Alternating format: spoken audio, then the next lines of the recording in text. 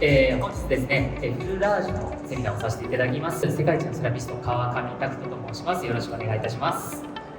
今日はですね、ゴッドハンドになるための5箇条というですね、コツをお伝えしていきますので、ぜひ皆さんそのコツをね、意識して、やっていければと思います。で、実際にね、自分はね、タオルワークからめちゃくちゃ意識してるんですね。今日はね、タオルワークをやると終わらなくなっちゃうんで、怒られちゃうとまずいんで、ちょっと今日はね、しっかりやらないんですけど、できないんですけど、タオルワークのコツを知ってるとめちゃくちゃ変わります。例えば、ただ単にかけるだけじゃなく、ね、お部屋の温度いかがですか、寒かったり暑かったりいかがでしょうかって言ってかけると、優しさを感じ取りやすくなったりだとか、お部屋が寒い暑いっていうクレームがなくなったりだとか、お客様が快適な環境で受けれるようになるし、その後に軽くね、偵察していきます。で、この偵察なんて当たり前でしょってなるんですけど、偵察一つ意識をしていくとガラッと変わるんですね。例えば、偵察するときにオキシトシンのホルモンを出そう、ね、絆のホルモンとか愛情ホルモンっていうホルモンを出そうと思いながらやる人とやる人って、お客さんの受ける感じ方が変わります。なので、そういったね、タオルワークもね、ちょっと意識できるとめちゃめちゃ良くなります。ちなみに秒速5センチがオキシトシンっていうホルモンが一番出やすい速度です。つまり速いのがです。はい。っていうね、ちょっとしたタオルワーク一つもやっぱりね、こだわってお客様をね、癒したいっていう思いを込めてやるのとやらないのって全然違うので、ぜひね、意識してやってみてください。先にスライドちょっとで皆様にお伝えしておくと、5箇条はこれです。危険部位を把握する、際から際まで体重移動、密着、スピードとリズムです。この5箇条です。この5個さえ意識していれば、あっという間にゴッドハンドになります。この5個です。正直言うと、この5個さえあれば世界大会絶対に優勝できます。絶対に優勝できます。はい、なので、ぜひね、この5つ覚えておいてください。で、1個ずつ解説していきます。1個ずつ解説していきながらやっていきますので、ぜひね、覚えてコツをつかんでいただければと思います。ではね、オイル塗布をしていきます。必ずね、うちのスクールだったりオンラインスクールでは、まず施術をする前に必ずモデルさんとかね、お客様の接客施術をするときには、礼から始まって礼で終わるっていうのを伝えてます。これはお客様は鏡なので、自分が礼儀正しくないとお客様も礼儀正しくないお客様になります。つまりお客様ってセラピストとかエステティシャンの人によって変わってしまうんですね。なので、ぜひ皆さん、礼儀正しいお客様が、ね、来てほしいんであれば、自分がまず礼儀正しくね、やっていくっていうのも覚えておいてください。練習するときもね、クライアントさん、モデルさんには必ず礼から始まって礼で終わるっていうのを意識しましょう。はい。では、モデルさんよろしくお願いします。はい。ではですね、オイル塗布もシンプルです。特に力をね、入れるわけでもなく、オイルを伸ばしていくような形です。ベーシックなやり方でいくと、本当にね、かかとから伸ばしていくんですけど、今日はちょっと世界大会バージョンでやってみようかな。ちょっといきなり帰りましょう。世界大会でやった時に、僕、膝裏から入ってるんですね。で、なぜ膝裏から入るのかというと、印象に残したいのと、両サイドに均一に伸びるので、膝裏から入っております。じゃあ、いきますね。では、お願いします。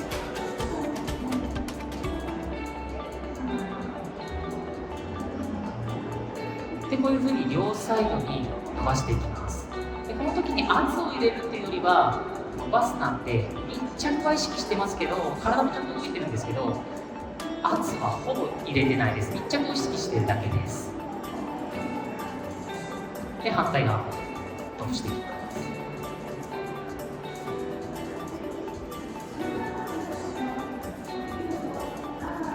で、均一に行き渡ったら両サイドまで入れて、足裏まで塗布していきます。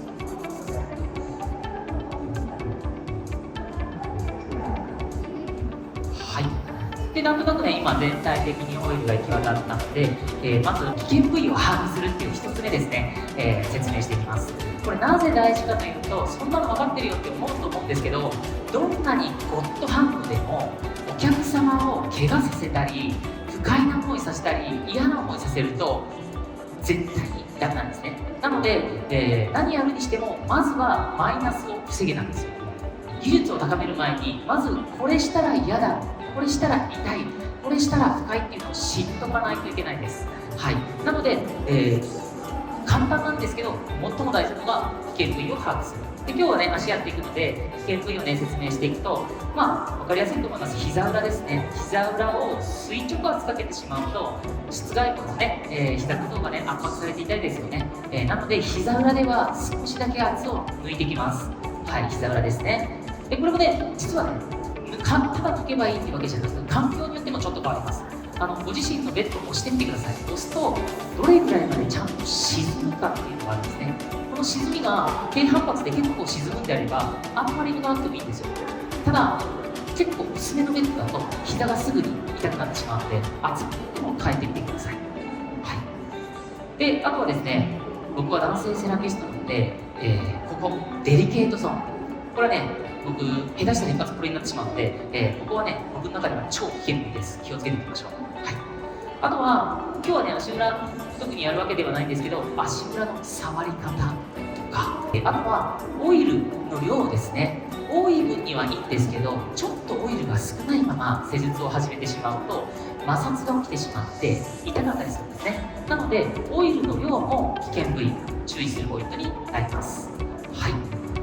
で、あとですね、挟み込み、特に内ももなんか柔らかいので、挟み込みなんかにも注意していきます。ただね、ここは楽勝だと思うので、次に早速いきたいと思います。で、その次が2つ目、際から際までになります。際から際まで。これはどういうことかというと、ゴッドハンドと普通のセラピストの明確な差は、包み込んだ総面積が全然違うことです。ワンストロークでかなりの量を包み込めれてるんですね。ゴッドハンドは包み込むときに、これちょっと今意識しないでいきます。全然意識しないでいくんですけど、フルラージュって本当に簡単なんで、上にスライドさせて包み込んで戻るなんですよ。超シンプルで簡単ですよね。上にスライドさせて包み込んで戻る。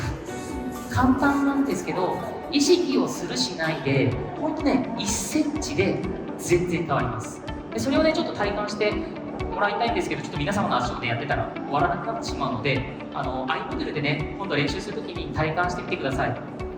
1センチで全然違うよっていうのを体感していただければと思います。で、僕ね、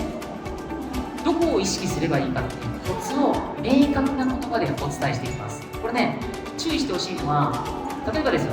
講師の講座もね、今やってるんですけど、抽象的な言葉でしっかり包み込みましょうっていうと、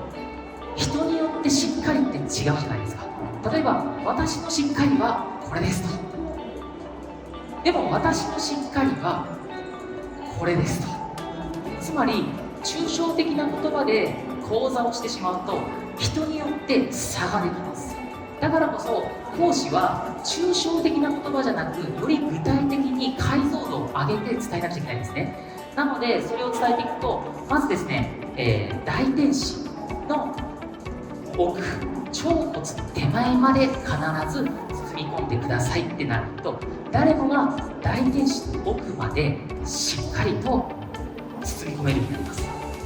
でも、大天使っていう言葉を使わなかったり、上までっていうと、上までが人によってはバラバラになってしまうので、変わってきてしまいます。はい、あとですね、もう一つ、ベッドとお客様の間、ここですね。見えるかな？こっちかな？ここです。はい、ここですね。ベッドとお客様の間のこの隙間、これも際なんですよ。で、僕のフルラージをちょっと見ていただきたいんですけど、小指って見えてないですよね。わかります？今、中指はこれです。中指。薬指はこれです。小指がほぼ見えなくなるまで、実はお客様とベッドの間に指が入り込んでるんですね。つまり、小指と薬指がお客様とベッドの間に潜り込むまで包み込んでくださいっていう言い方をすると、みんな意識してちゃんと、あ、こういうことかって言って包み込んで潜り込ませることができます。なので、意識するポイント、小指が見えなくなるまでお客様とベッドの間にしっかり包み込んでいくと。はい、で、もうちょっと踏み込んでいくと中指は平行。結構ね、下までやってくださいって言うと起きるのがこれが起きちゃうんですよ。4子全部下に行く。別に悪くはないんですけど、上の包み込まれ感がなくなっちゃうんですね。なので中指が平行で手を広げてくださいってアナウンスするとどうなるかというとこうなります。そうすると全部包み込めるんですね。なのでこの全部包み込んで1センチでも大きく幅を取り、そのままもう一つのポイント、際までです。結構多いのがかかとまでいかず足首で次いっちゃう。足首でいっちゃう人なんですけど、際までです。ここまでちゃんと包み込まないと実はあんまりなんか最後まで際までやってもらえた感覚がないんですね。これね、受けると分かります。小指と薬指を潜り込ますのと腸骨までいくとかかとを包み込む、くるぶしとかかとを包み込むっていうのを意識するしないで全く違う施術になります。なので皆さん、このポイントを覚えて、それが自分ができてるかできてないか、自分の写真を見てとか動画を見てね、チェックしてみてください。そうするとできてなかったらもっと手を広げて、もっと下まで包み込んで、もっと際までやるっていうだけでお客様は感じ方が変わって、すっごい川上さん手大きいですねとか、めっちゃ包み込まれて安心感がありますって言われるんですね。でも僕の手をよく見ていただくと分かるんですけど、むちゃくちゃちっちゃいんですよ。むちゃくちゃちっちゃいです。おそらく今日来ている皆さんのエステティシャンの皆様の方が手大きいと思います。僕ちっちゃいですよ。でも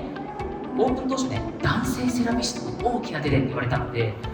あれみたいな、ちょっと嘘つきになっちゃうなってやっぱりね、意識して広げて包み込んできました。なのでぜひ皆さんちょっとね、意識してやってみてください。はい、では続いて3つ目やっていきたいと思います。3つ目が体重移動です。体重移動、重心移動とも言うんですけど、皆さん人間の重心ってどこにあるか分かりますか？人間の重心、これですね、おへそのちょっと下、仙骨とちょっと言われる丹田って言われる部分ですね。丹田、ここが人間の体の真ん中であり、ね、体の真ん中であり、体の真ん中になっています。はい、ただ施術をするときにベッドの上にいるお客様に体重乗せようとすると下半身の体重は乗らないんですね。なので重心がちょっと上がります。なのでここからここまでの真ん中ってなるとみぞおちです。みぞおちよりね、本当はねちょっと上なんですけど、みぞおちだと覚えておいてください。人間の重心、施術をするときの重心はみぞおちですよ。人間の重心は丹田です。じゃあどうすればいいかというと、みぞおちが体の上に、手の上に来ると体重が一番乗ります。でもみぞおちを離すとちょっとね、これ今皆さんにやってもらいたいんですけど、やると多分大事になりそうなんでできないですけど、みぞおちが手から離れてる時ってこれ体重乗ってないですよね。この時ってどうしてるかというと、腕力でただ押さえつけてるだけなんですよ。でもみぞおちが手の上に来ると、これ脱力してるんですけど、ベッドがかなり今動いてますよね。体重が乗ってる状態です。みぞおちが離れると手が離れて体重が乗らなくなります。つまりもしね、ビフォーの動画を自分で撮ってみてこうなってたら、これ体重は乗ってないです。つまり腕力で押さえつけているという感じですね。で、腕力で押さえつけると何が起きるか、ふっってなり、手が震え、そして呼吸を止めて施術しちゃうんですね。そうするとだんだんこの辺りが熱くなってきて、息が切れて今日の施術めっちゃ疲れたってなるんですね。つまり体重じゃなくて腕とか肩だけで施術しています。そうすると疲れる上に、お客様は不快な上に、いいこと一個もないですよね。なのでしっかり体の動かし方、体の使い方を知っていくのが大事なポイントです。じゃあそのね、基礎となる部分をね、まずお伝えしていきたいと思います。4つあります。そもそも手技のクオリティを上げていく前に基礎できてますかっていうことなんですけど、1つ目がベッドの高さです。体重乗せようと思うときにベッドの高さが自分に合ってないベッドでやったらどうなるかというと、例えばベッドがむちゃくちゃ低いベッドでやったらどうなると思います？もうこんなベッドでやったらもうこうなりますよね。これちょっと極端ですけど、そうするとうわめっちゃ腰痛いって言って腰を曲げる癖がつきます。皆様が習ったスクールではベッドの高さ合わせてくれましたか？一人一人に自分の高さに合わせてくれて練習させてくれたかどうかっていうのをちょっと思い出してほしいんですけど、最初に教えてもらった学校がもし高さを合わせてくれないと癖がつきます。さっきの無意識です。無意識で腰曲げるっていうのは起きます。で、腰が曲がると大体肘が曲がります。そうすると体重は分散されて相手に力を届けなくなっちゃうんですね。なのに自分の体はだんだん壊れてきます。そしていつか腰やっちゃってセラピストはできなくなります。で、今度は高すぎたらね、こんな高いところでやったらこうやるしかないですよね。こうやっていくともう体重乗らないし、なんなら腕でやっぱり押さえつけるしかないから、やっぱりもう首肩あたりがムキッとしてきて腕力になってしまいます。なので適切なベッドでやるっていうのがめちゃくちゃ大事なことになります。じゃあ何が適切かというと、手をストンって下ろして人差し指、人差し指、中指、薬指が第2関節ぐらい、この辺りですね。これぐらいの高さにちょっと合わせていくっていうのがポイントです。で、もちろんね、お客様の厚みによって多少の変動はあります。お客様がね、細い方とか厚みがある方によってちょっとは変えるんですけど、ベースはこれだと思ってください。じゃないと自然と体が曲がることになります。なのでまず1つ目、ベッドの高さを必ず合わせてから練習しましょう。はい。そして2つ目、立ち位置。立ち位置ですね。ポジショニング、立ち位置がしっかりできてないとどうなるかというと、例えば立ち位置、ここで立ち位置でフルラージしたらどうなるかというと、ちゃんと体を動かしてるとどうしても手が追いつかなくなるんですね。立ち位置が少し後ろに寄るだけで変わっちゃうんですよ。だから適切な位置で施術しないと施術ってしにくいんですよ。なのでポイントはかかとの延長上に内側の足、かかとの延長上、こういう感じです。ここの延長上に僕の今の右足がね、こういう感じで今ね寝てるんです。ちょっとごめんなさいね、見にくいと思うんですけど、で一歩前に出してこういう状態になってます。わかりやすいかな。こういう状態ですね。はい。ですね。多分足見せちゃいますね。こんな状態に立ってます。はい。かかとの延長にこう来てるような感じですね。そうすることで自分のポジション、立ち位置が整うんですよ。意識してないと人によってはここでやってたり、人によってはこうなっちゃってたりしてる人いるんで、やりにくいんですね。だからベースとなる立ち位置をちゃんと定めておく。そして肩幅今日一歩前に出して、ベッドに近すぎても擦れちゃうし、今度は遠すぎてもこんな風になっちゃって腰になるので、必ずベッドの、もちろん触れるか触れないかぐらいなんですけど、なるべくベッドに寄ってください。はい。なのでかかとの延長上一歩前に出してこう立ち位置を整える。これが2つ目で、3つ目が面白いんですけど、軸を合わせるっていうのをやっていきます。軸です。軸、何かというと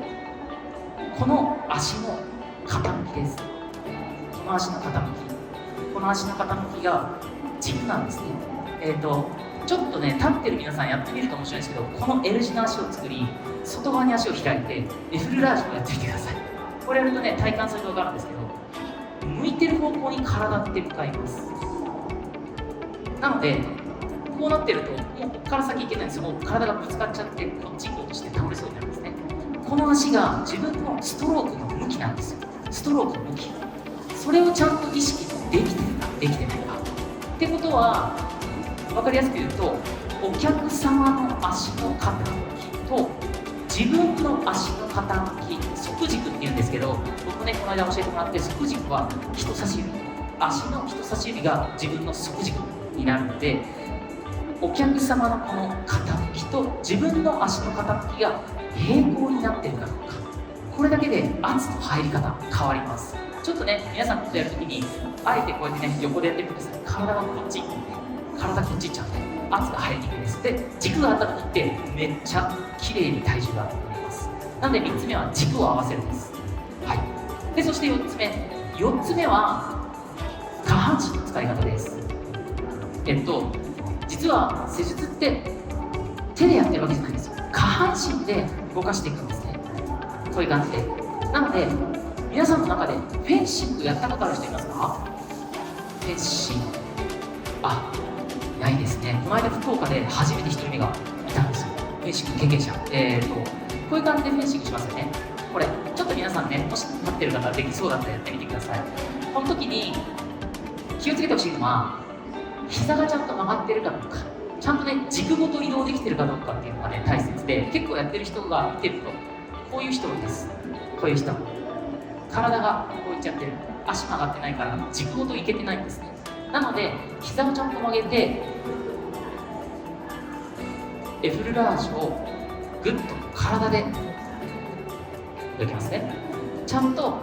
みぞおちをね動かしていきながら体でいくことなんですね。そうすると前の足が曲がってこういう状態になると思います。で、下半身が使えてないと上半身だけで上半身だけしか動かないとこんな感じです。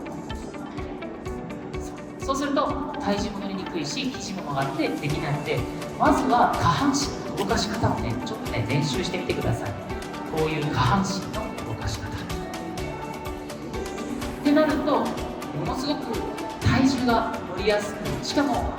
腕力で押してるわけじゃないんで、正直言うと上半身脱力してます。脱力してもうね乗っちゃえっていう状態です。だから疲れません。なのでこのまず4つの基礎ですね。ベッドの高さ、立ち位置、軸を合わせる、そして下半身、これができてないとおそらく棒立ちになってこうなってたりとかしちゃうので、注意してみてください。はい、もう一個ね練習法でね面白いのがあるんですけど、みぞおちがじゃあ上に来れば体重乗るよってね、言うんですけど、これ肘曲げてみぞおちを上にするとこれね体重乗ってないんですよ。肘曲げてねちょっとね下に圧加えようとやってみてください。体重乗らないんですね。これも上半身で押してるイメージです。こうやってで体重乗せようと思うと肩で体重、胴体の体重の下に肩で胴体が抜けちゃうんですね。で肘で抜けてます。そうすると体重が加わらなくなります。じゃあどうすればいいかというと、こうやって手を広げてでやってみてください。そしてストンでそのまま落としていく。これが一番体重が乗ります。これなぜかというと、もう胴体と腕が一体化したんですね。もうこれ胴体です。だから胴体が落ちてくればそのままストレートに体重が乗ります。なので、肘が開くと、今これ肘開いた瞬間胴体と胴体と腕はバラバラなものになるので、いくら体重を乗せようとしても関節で抜けます。なのでお客さんの前で出たら結構やばいやつになるかもしれないんですけど、こうやってやって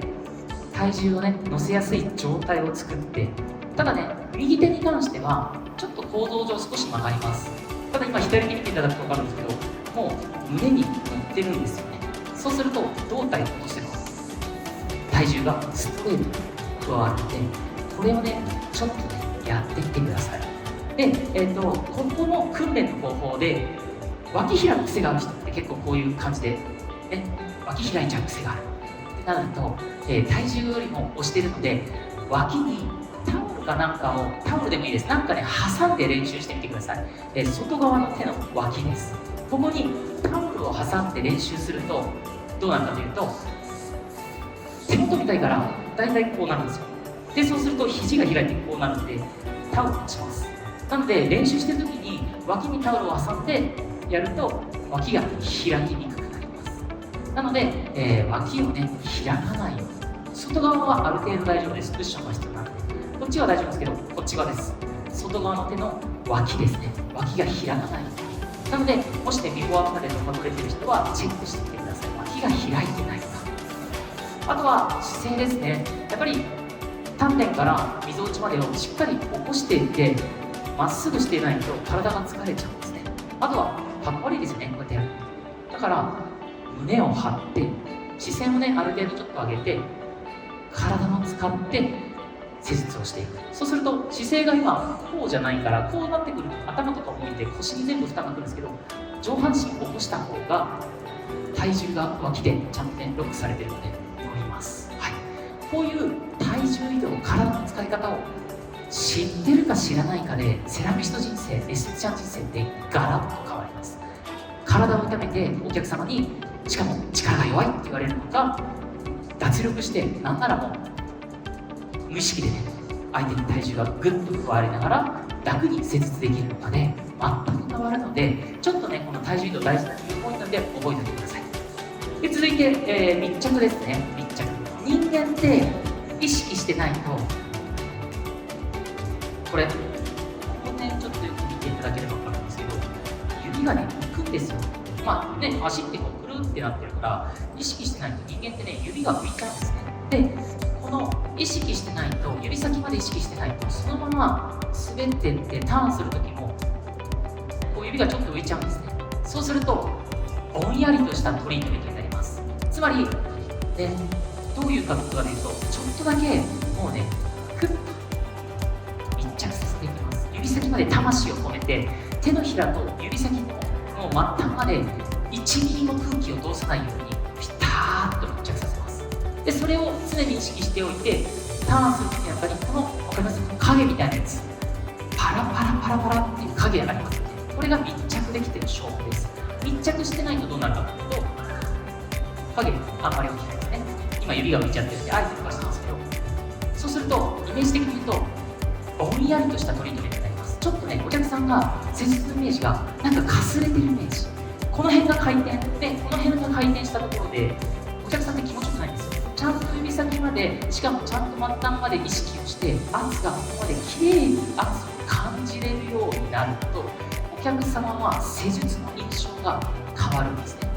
末端までしっかりこう密着できているから。そうするとお客様はタッチングが滑らかで、なおかつ印象に残るし気持ちいいってなります。なので必ず、指先まで意識していきましょう。でもう一個ね、密着っていうのもこのね戻ってくるときに実際に関節で手が浮きやすいです。やっぱねこういうところって隙間できるんですよ。だって足の大きさって全部変わってくるので、意識してないとちょっと手が浮くんですね。この辺りとか浮いちゃいますので、意識してないと。だからどうすればいいかというと、完全に戻るときも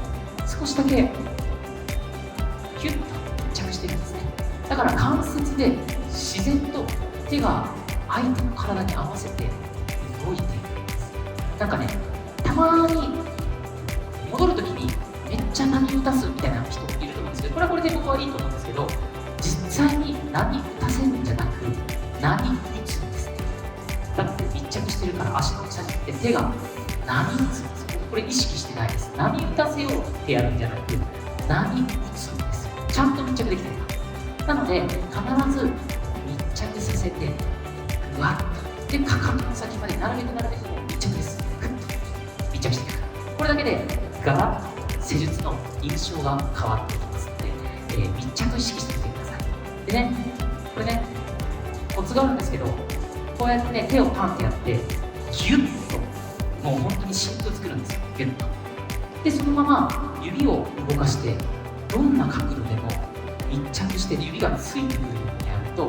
本当にね自分の手はねタコとか水みたいな印象でやったんですけども、関節なしみたいな。そうするとどんな場所でもピタッと吸い付くような密着感のあるトリートメントができるようになります。なので、こうやってねやって指をもう本当にただ空気を入れないようにして動かせば、反対の指がくっついてくるだけなんですよ。でこう波打たせるようにしていくとなるので、ぜひやってみてください。はい。で、もう一個ちょっと特別に裏技をお伝えすると、やっぱね体重がどんなにガッて入れててもどうしてもねもうちょっと強くしてくださいっていうお客様いますよね。そういうお客様に対して、意識するのが面ではなく、これ今僕面で圧力なんですけど線で入れていきます。もう超微妙な変化にしかないんですけど、これ面なんですけど線にするとこういう感じです。意識をですね、ここに集中するイメージです。ここ、要は密着している接地面積をコントロールするということですね。密着している接地面積を少しでも狭くします。そうするとエッジが効いて斜めに圧がスルッと入って圧がめっちゃ乗ったっていう形でお客様が体感してます。もう面でいくときって大体こう全体的に圧を落としてるんですけど、線でいくときはもう本当に角度ちょっと変えるだけです。本当に微妙な差なんですよ。こうするだけ。そうするとえぐるようにグッとこうへこむの分かりますかね。えぐるように入っていくので、圧が強いお客様にはむちゃくちゃ効果的です。ただこれ裏技です。常時使わないように注意してください。常時使うと痛いってお客さんに思っちゃうんですね。僕は面積広く体重しっかり乗ってるのが心地よく深さが出るからノーハイブと流れやすくなるんですけど、これはどちらかというとえぐるようにいくので、あんまり普段使いはおすすめしないので、普段使いは平にやってみてください。はい、で最後、スピードとリズムですね。スピードとリズム、これね、リズムは何かというと、主義と主義のつなぎ目、主義と主義のつなぎ目を滑らかにつないでいくっていうので、主義を終わりました。次なんだっけな、こうかなると、お客さんって夢と現実をこう行ったり来たりしてるんですけど、それがなんかね、もうこのぶつ切りのブツって一瞬シラフに戻ります。ちょっとあれ忘れちゃったのかなってお客様がね、思考させちゃうんですね。お客様に、僕の場合はリラクゼーションなんで思考させないっていうのを意識してるんですね。つまり思考させないように主義と主義を滑らかにつないでいく。これちょっと今膝裏までやってるんですけど、練習方法として全部ストロークするとこの回転ができないので、膝裏までね回転させていくと分かりやすいんですけど、手を離れないようにかつ滑らかに次の主義が入るようにやっていきます。こういう感じで左手をねリリースしないんですよ。リリースせずにそのまま滑らかに主義に入り、次の手が入ってくる。こういう風にやると手が離れないのに滑らかに主義と主義がつながっていきます。なのでぜひですね、ちょっとでも主義と主義をスムーズにつなぐっていうのを意識してみてください。はい、で最後ね、これが一番難しいかもしれないです。ちょっとね意識するとできるんですけど、意識しないとやっぱりちょっと大変になるのがスピードなんですね。でこのエフルラージュ、実は5段階にスピード分かれてます。5段階、何かというと5パーツ、ちょっとねパーツでね分けてるんですけど、膝裏のこのふくらはぎのパートと、これはパート1で、太もものパート、これはパート2ね、膝裏のパート、ふくらはぎのパート、太もものパートで、パート3が包み込むっていうパートで、パート4が戻るっていうパート、そして最後はつなぐっていうパートの5つです。1、2、3、4、5なんですね。この5個に分解してるんですね。でそれぞれスピードをコントロールしてます。これどういうふうにやってるかというと、印象に残したい部分はゆっくりするって覚えてください。自分のこの主義の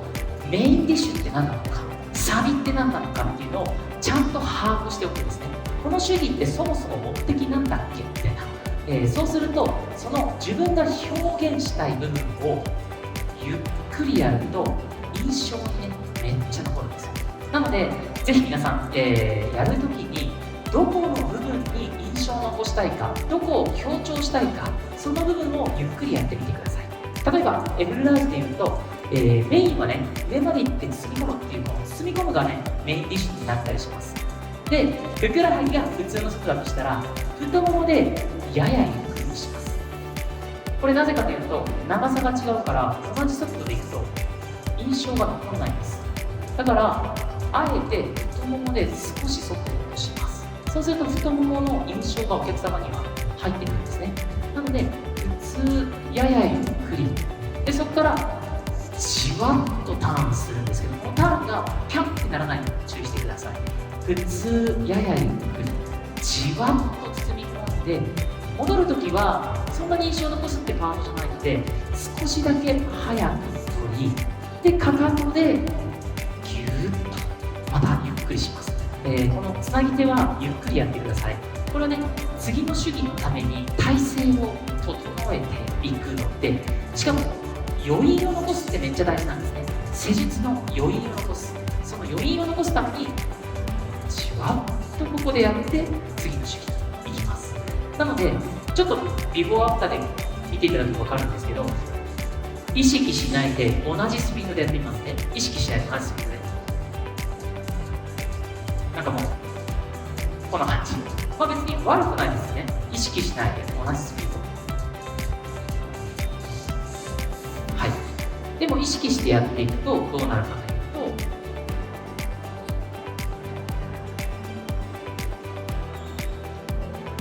こういうふうに